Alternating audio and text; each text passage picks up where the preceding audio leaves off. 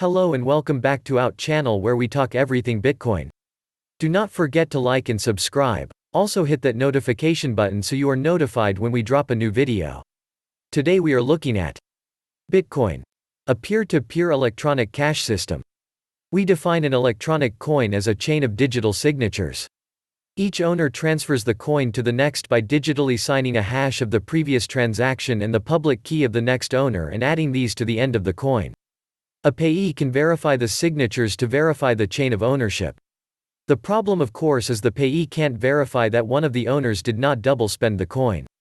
A common solution is to introduce a trusted central authority, or mint, that checks every transaction for double spending.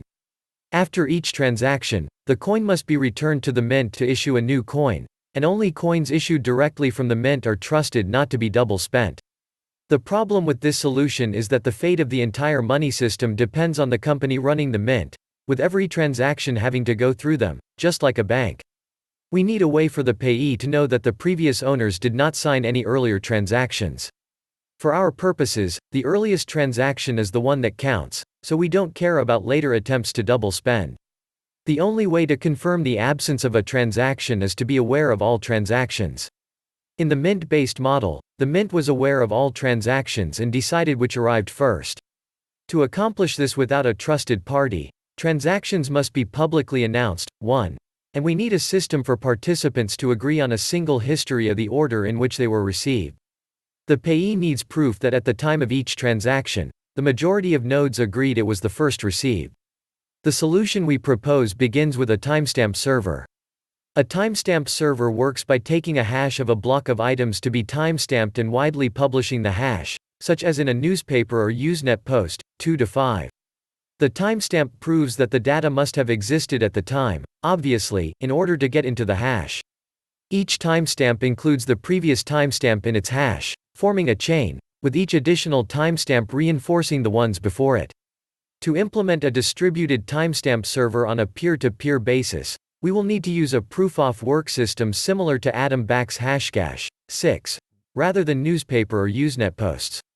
The proof of work involves scanning for a value that when hashed, such as with SHA-256, the hash begins with a number of 0 bits. The average work required is exponential in the number of 0 bits required and can be verified by executing a single hash. For our timestamp network, we implement the proof of work by incrementing a nonce in the block until a value is found that gives the block's hash the required 0 bits.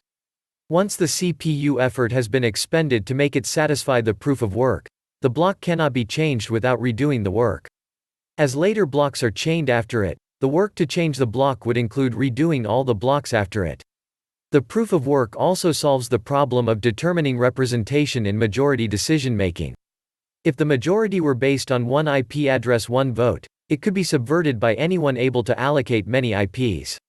Proof of work is essentially one CPU, one vote. The majority decision is represented by the longest chain, which has the greatest proof of work effort invested in it.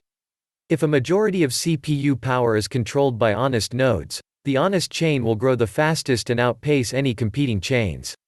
To modify a passed block, an attacker would have to redo the proof of work of the block and all blocks after it and then catch up with and surpass the work of the honest nodes. We will show later that the probability of a slower attacker catching up diminishes exponentially as subsequent blocks are added. To compensate for increasing hardware speed and varying interest in running nodes over time, the proof of work difficulty is determined by a moving average targeting an average number of blocks per hour. If they're generated too fast, the difficulty increases.